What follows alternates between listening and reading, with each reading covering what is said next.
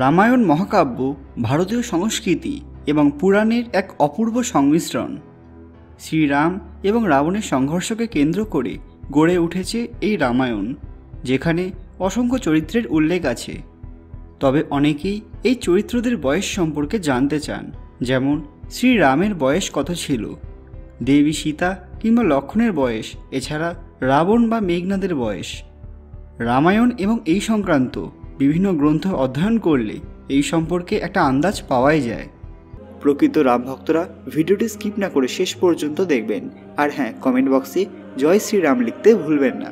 রামায়ণের ঘটনা মূলত ত্রেতা যুগের ওপর আধারিত এবং সেই সময় মানুষের বয়স আজকের থেকে অনেক বেশি ছিল। শ্রীরামের বয়স সম্পর্কে যে ধারণা পাওয়া যায় সেই অনুযায়ী রামের বয়স ছিল 25 বছর যখন তার সঙ্গে সীতার বিবাহ হয়েছিল, আর সেই সময় সীতার বয়স ছিল 18 বছর। এরপর তারা যখন 14 বছরের বনবাসে যায় তখন রামের বয়স 37 বছর এবং সীতার বয়স 30 বছর। প্রায় 13 বছর বনবাস কাটানোর পর শেষ বছরে রাবণ সীতাকে অপহরণ করে। সেই সময় তার বয়স ছিল 43 বছর এবং রামের বয়স 50 বছর। এরপর যখন শ্রীরাম রাবণকে বধ করেন তখন তার বয়স 51 বছর। এবার যদি আমরা শ্রী হনুমানের কথায় আসি, তাহলে দেখব যে হনুমান রামের চেয়ে বয়সে একটু বড় ছিলেন, যদিও অনেক জায়গায় তাদের সমবয়সী বলা হয়েছে। অন্যদিকে রামের 3 ভাই ভরত, লক্ষ্মণ, শত্রুঘ্ন, এদের বয়স কত? রামের জন্ম হয় চৈত্র শুক্ল নবমীর দিন। একই বছরে ভরতের জন্ম হয় চৈত্র শুক্ল দশমীর দিন। এরপর চৈত্র শুক্ল একাদশীর দিন লক্ষ্মণ এবং শত্রুঘ্ন জন্ম হয়। ফলে এই 4 ভাইয়ের মধ্যে বয়সের খুব বেশি অন্তর ছিল না। এবার যদি আমরা রাবণের বয়স হিসেব করতে যাই, তাহলে দেখব যে রাবণ অনেক বেশি বয়স্ক ছিলেন। তিনি ত্রেতা যুগের একদম প্রারম্ভের দিক থেকে ছিলেন। অনেকের মতে তার জন্ম হয়েছিল সত্যযুগের শেষ ভাগে। ভগবান পরশুরাম কার্তবীর অর্জুন নামক যে দুষ্ট রাজার বধ করেছিলেন তার সমকালীন ছিলেন রাবণ। তিনি বহু বছর ভগবানের তপস্যা করেছিলেন। এর আগে কার্তবীর অর্জুনের কাছে পরাজিতও হয়েছিলেন। যাই হোক, সেই অনুযায়ী যুদ্ধের সময় রাবণ রামের থেকে অনেক বেশি বয়স্ক ছিলেন। তবে রাবণ পুত্র মেঘনাদের বয়স নিয়ে রয়েছে অনেক মতবাদ। অনেক তথ্যে তাকে অনেকটাই বয়স্ক বলা হয়েছে, যেহেতু তার পিতা রাবণের বয়স অনেকটা বেশি। আবার কোথাও তার বয়স রাম লক্ষ্মণের সমান বলা হয়েছে। যদিও মেঘনাদের বয়স যে রাম লক্ষ্মণের চেয়ে বেশি ছিল, এর সমর্থনই বেশি।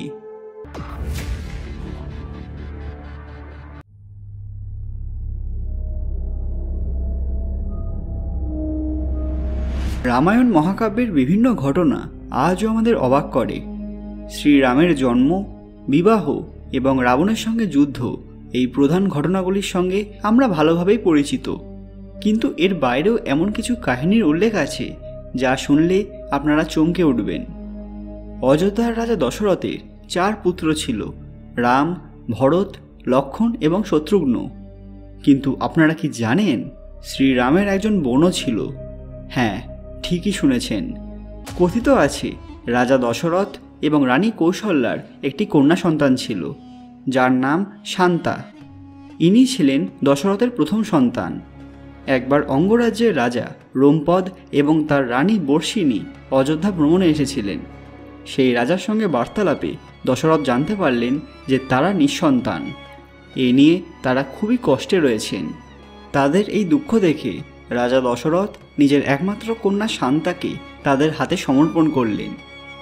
এক পুত্রীকে লাভ করে সেই দম্পতি আনন্দে দিশেহারা হয়ে পড়ে। অনেক বছর পরের কথা, এক ব্রাহ্মণ রাজার সঙ্গে দেখা করতে আসে।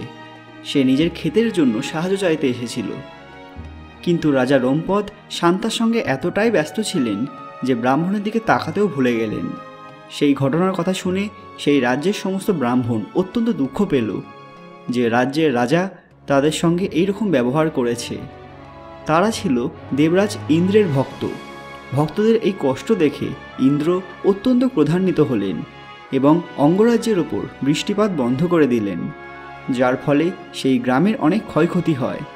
সমস্ত ফসল নষ্ট হতে থাকে। এই বিপদের হাত থেকে রক্ষা পেতে রাজা গিয়েছিলেন বিভাণ্ডক ঋষির পুত্র ঋষ্যশৃঙ্গ ঋষির কাছে। সেই মহর্ষি দেবরাজ ইন্দ্রকে সন্তুষ্ট করতে এক বিশাল যজ্ঞের আয়োজন করেছিল, যার ফলে একসময় ইন্দ্রের ক্রোধ শান্ত হয় এবং অঙ্গরাজ্যে পুনরায় বৃষ্টিপাত শুরু হয়। এতে রাজা এতটাই খুশি হয়েছিলেন যে তিনি নিজের কন্যা শান্তার সঙ্গে ঋষ্যশৃঙ্গ মুনির বিবাহ দেন। কিন্তু এদিকে সন্তান থাকা সত্ত্বেও দশরথ ছিলেন নিঃসন্তান। কুলগুরু বশিষ্ঠের উপদেশে তিনি তার জামাতা ঋষ্যশৃঙ্গের কাছে গিয়েছিলেন। এরপর রাজা দশরথের সন্তান লাভের জন্য ঋষ্যশৃঙ্গ মুনি পুত্রেষ্টি যজ্ঞের আয়োজন করেছিলেন। যজ্ঞের অগ্নি থেকে প্রকট হয়েছিলেন স্বয়ং অগ্নিদেব। তিনি একটি ক্ষীরে ভর্তি বাটি দশরথকে দিয়েছিলেন, যা গ্রহণ করেন দশরথের 3 রানী কৌশল্যা, কৈকেয়ী এবং সুমিত্রা। এরপরেই দশরথের 4 সন্তানের জন্ম হয়েছিল, যাদের নামকরণ করেছিলেন ঋষি বশিষ্ঠ। কিন্তু এরই মধ্যে হারিয়ে যায় দশরথের প্রথম সন্তানের গাথা। এভাবেই হয়েছিল শ্রীরামচন্দ্রের জন্ম। তবে এর পেছনে ছিল এক বড় ভবিষ্যৎবাণী। একসময় শ্রীরাম জানতে পারেন যে তার একজন ভগিনী রয়েছে, যে তার থেকে বয়সে বড়। কিন্তু এ রহস্য আজও বেশিরভাগ মানুষের কাছেই অজানা।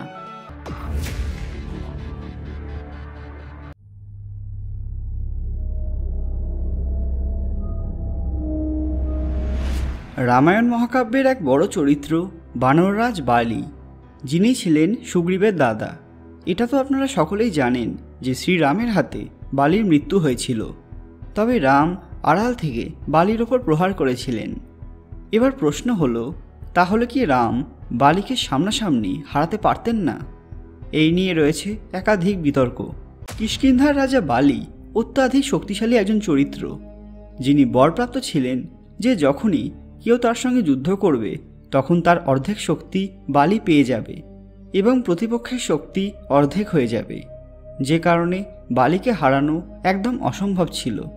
এমনকি লঙ্কার রাজা রাবণ পর্যন্ত তার সঙ্গে পেরে ওঠেননি। একসময় যখন বালি এবং সুগ্রীবের সংঘর্ষ হয়, তখন কোনোভাবেই সুগ্রীব তার দাদার সঙ্গে পেরে উঠছিলেন না।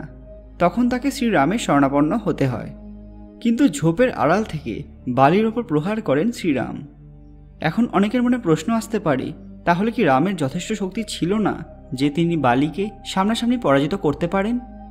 উত্তর হলো অবশ্যই ছিল, কিন্তু সবই নিয়তি। শ্রীরাম এবং বালির যুদ্ধে যদি রামের শক্তি অর্ধেকও হয়ে যেত, তারপরেও তিনি বালিকে কিন্তু হারাতে পারতেন। কিন্তু এখানে উঠে আসে ধর্ম এবং অধর্ম। বালি অত্যাধিক শক্তিশালী হওয়ার পরেও তার শক্তিকে খারাপ কাজে লাগিয়েছিলেন। তিনি নিরপরাধ ভাইকে না বুঝে আঘাত করছিলেন। শুধু তাই নয়, ভাইয়ের পত্নীকে নিজের পত্নী করার মতো দুষ্কর্মও করেছিলেন। ফলে বালির যে ধর্মাত্মা ছিল তা পাপাত্মায় পরিণত হয়, যে কারণে অন্যান্য পাপীদের মতো তার মৃত্যুও নিশ্চিত হয়ে ওঠে। তাই শ্রীরাম ধর্মের রক্ষাকর্তা হিসেবে তার বধ করেছিলেন। হ্যাঁ, সেই উপায়টা সঠিক নাও মনে হতে পারে, কিন্তু এর ফলাফল ধর্মের পক্ষেই ছিল, যে কারণে রামের এই কাজ কখনোই কোনো ছলনা হতে পারে না। তবুও একটা বিষয় স্পষ্ট হওয়া উচিত, রাম চাইলেই সামনাসামনিও বালিকে হত্যা করতে পারতেন, কিন্তু তিনি এক আলাদা উপায়ে অধর্মের বিনাশ করেন, যে কারণেই তো বালির মৃত্যুর কাহিনী আজও আমরা মনে রাখি।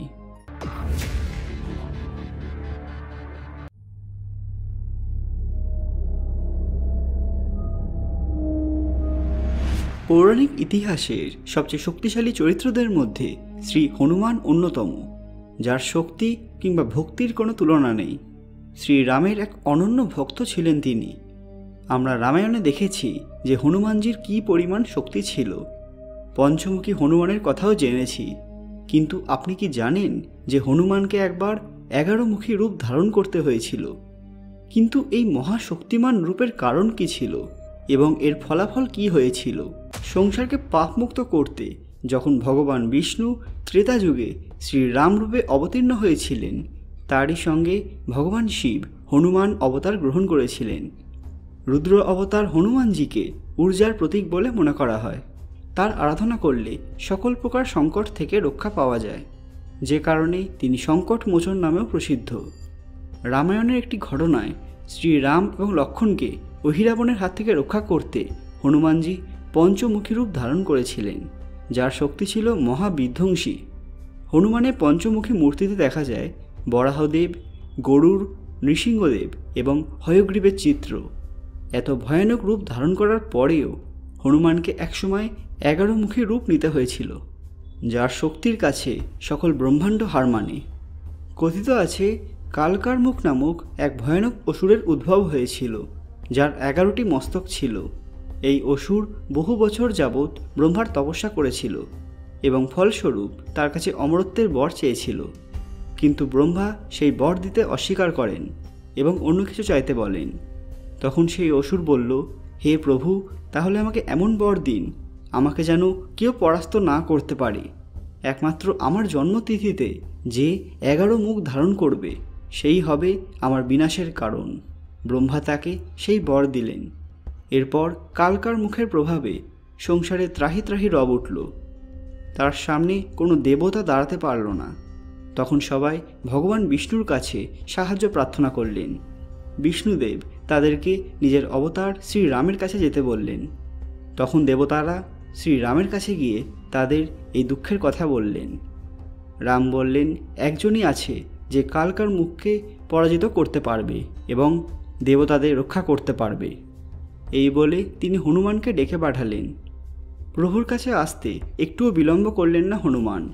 শ্রীরামের আদেশে তিনি শীঘ্রই বেরিয়ে পড়লেন। এরপর শুরু হলো এক ভয়ানক যুদ্ধ। হঠাৎ হনুমানজি ধারণ করলেন 11 মুখী বিধ্বংসী এক রূপ। তার সামনে কোনো অসুর সৈন্য টিকতে পারল না। এরপর হনুমানের হাতে মৃত্যু হলো কালকার মুখের। হনুমানজির এই ভয়ানক শক্তিশালী রূপ সমগ্র ব্রহ্মাণ্ডের শক্তির প্রতীক, কারণ এর মধ্যে সমস্ত শক্তি নিহিত রয়েছে। হনুমানের এই 11 মুখ 11টি ভিন্ন জিনিসের প্রতীক। 1 নম্বর হনুমান মুখ, এটা শত্রুর ওপর বিজয়ের প্রতীক। 2 নম্বর শ্রীরামের মুখ, এটা শ্রীরামের আশীর্বাদ এবং শক্তির প্রতীক।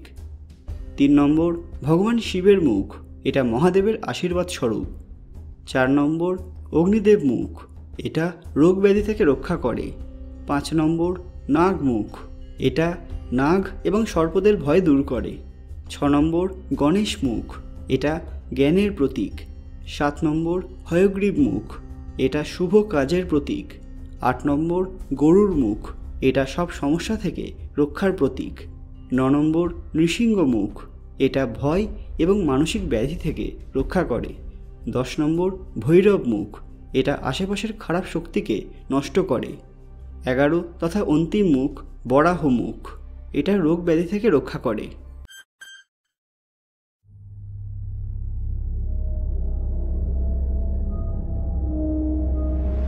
হিন্দু পৌরাণিক ইতিহাসের 2 প্রধান চরিত্র মহাবীর বলভদ্র এবং লক্ষ্মণ, দুজনকেই প্রকৃতপক্ষে শেষনাগের অবতার বলে মনে করা হয়। যে শেষনাগ স্বয়ং ভগবান বিষ্ণুর পরম সেবক। সংসারকে দুষ্ট শক্তির হাত থেকে রক্ষা করতে যখনই ভগবান এই ধরিত্রীর বুকে অবতীর্ণ হয়েছেন, তার এই লীলায় সঙ্গ দিয়েছেন অনন্ত শেষনাগ। কিন্তু অনেকেই জানতে চান যে তার এই 2 অবতার অর্থাৎ লক্ষ্মণ এবং বলরামের মধ্যে আসলে কে বেশি শক্তিশালী। লঙ্কারাজ রাবণের হাত থেকে সংসারকে রক্ষা করতে ত্রেতা যুগে ভগবান বিষ্ণু শ্রীরাম রূপে ধরিত্রীর বুকে অবতীর্ণ হয়েছিলেন, আর তার ভাই ছিলেন লক্ষ্মণরূপী শেষনাগ। এর পরের জন্মে তিনি হয়েছিলেন পরম অবতার শ্রীকৃষ্ণ এবং তার দাদা রূপে জন্ম নেন শেষনাগ। তার নাম ছিল বলভদ্র বা বলরাম। তো এবার প্রশ্ন হলো, যে আদি অনন্ত শেষনাগ, যার শক্তির কোনো সীমা নেই, তার 2 অবতারের মধ্যে কার ক্ষমতা বেশি? যদি আমরা ভালো করে লক্ষ্য করি তাহলে দেখব যে বলরাম এবং লক্ষ্মণ ভিন্ন ভিন্ন ক্ষেত্রে মহাবীর ছিলেন। লক্ষ্মণ মূলত তীরন্দাজির ক্ষেত্রে অত্যন্ত পরাক্রমশালী ছিলেন, অন্যদিকে বলরাম গদাযুদ্ধে শ্রেষ্ঠ ছিলেন। ফলে দুজনেই সব দিক থেকে সমান ছিলেন না। হ্যাঁ, তাদের উৎস একই হতে পারে, কিন্তু তাদের শক্তির মাত্রা একটু ভিন্ন। অনেক পৌরাণিক তথ্য অনুসারে এটা জানা যায় যে প্রত্যেক যুগের চরিত্র তার আগের যুগের থেকে আলাদা হয়। অর্থাৎ যদি লক্ষ্মণ এবং বলরামকে ভিন্ন ভিন্ন চরিত্র রূপে কল্পনা করা হয়, তাহলে তাদের শক্তি কখনোই এক নয়। তাহলে কে বেশি শক্তিশালী এটা জানতে তাদের কৃতিত্ব সম্পর্কে জানা প্রয়োজন। লক্ষ্মণ তার জীবনে অসংখ্য অসুরকে নিহত করেছেন, যার মধ্যে রয়েছে মেঘনাদ এবং অতিকায়ের মতো যোদ্ধা। এখান থেকে তার শক্তি সম্পর্কে একটা আন্দাজ পাওয়াই যায়। একটি বিশেষ কাহিনী অনুসারে মেঘনাদের নিক্ষেপ করা 3 মহান অস্ত্র অর্থাৎ ব্রহ্মাস্ত্র, পাশুপতাস্ত্র এবং নারায়ণ অস্ত্র লক্ষ্মণের ক্ষতি করতে পারেনি। এবার যদি বলরামের দিকে তাকাই তাহলে বুঝব যে তিনিও লক্ষ্মণের থেকে কোনো অংশে কম ছিলেন না। তার প্রধান অস্ত্র ছিল লাঙল। এটা হাতে থাকলে কেউ তাকে পরাস্ত করতে পারত না। সর্বোপরি তিনিও অজস্র অসুরকে নিহত করেছিলেন, কিন্তু মহাভারতের যুদ্ধে অংশগ্রহণ না করায় তার সর্বোচ্চ ক্ষমতার উল্লেখ সেভাবে পাওয়া যায় না, যেটা লক্ষ্মণের ক্ষেত্রে পাওয়া গেছে, কারণ তিনি রাম রাবণের মহাযুদ্ধে অংশগ্রহণ করেছিলেন। যেহেতু দুজনেই শেষনাগের অবতার ছিলেন, তাদের মধ্যে বেশ কিছু সাদৃশ্য দেখা যায়। যেমন দুজনেই অত্যন্ত রাগী প্রকৃতির ছিলেন, সহজেই রেগে যেতেন এবং দুজনেই নিজের ভাই অর্থাৎ প্রভুর সেবায় নিয়োজিত থাকতেন। কিন্তু উঠে আসে সেই একই প্রশ্ন, তাহলে কি এরা দুজনেই সমান শক্তিশালী? হয়তো হ্যাঁ, কিন্তু যদি একজনকে বাছাই করতে হয় তাহলে কে? তাহলে হয়তো লক্ষ্মণ বলরামের থেকে কিছুটা এগিয়ে থাকবে, কারণ ত্রেতা যুগের চরিত্র দাপর যুগের থেকে একটু বেশি শক্তিশালী হয়, এটাই অনেকের ধারণা এবং বেশ কিছু তথ্যে এটাই বলা আছে। আপনার কি মনে হয় কে বেশি শক্তিশালী, লক্ষ্মণ নাকি বলরাম? আমার মতে দুজনেই সমান শক্তিশালী, কারণ দুজনেই আদি অনন্ত শেষনাগের অবতার। তবে অনেকেই মনে করেন যে বলরাম শ্রী বিষ্ণুরই এক অবতার, কিন্তু এই নিয়ে যথেষ্ট প্রমাণ নেই। বেশিরভাগ পৌরাণিক তথ্যে বলরামকে শেষনাগের অবতার রূপেই কল্পনা করা হয়েছে। সবাই কমেন্টে ভগবান শ্রীরামের জয় লিখতে ভুলবেন না। আর আজকের ভিডিওটি আপনাদের কতটা প্রভাবিত করলো সেটাও কমেন্টে অবশ্যই জানাবেন। আজকের ভিডিওটি অবশ্যই লাইক করবেন এবং শেয়ার করে সবাইকে দেখার সুযোগ করে দেবেন। আরও এরকম দরকারি তথ্য পেতে পুরাণ কথা অফিসিয়াল চ্যানেলটি মনে করে সাবস্ক্রাইব করে নেবেন। খুব তাড়াতাড়ি ফিরে আসবো এরকমই কিছু আকর্ষণীয় ভিডিও নিয়ে। ততক্ষণ আপনারা এই ভিডিওগুলো দেখতে পারেন। ধন্যবাদ।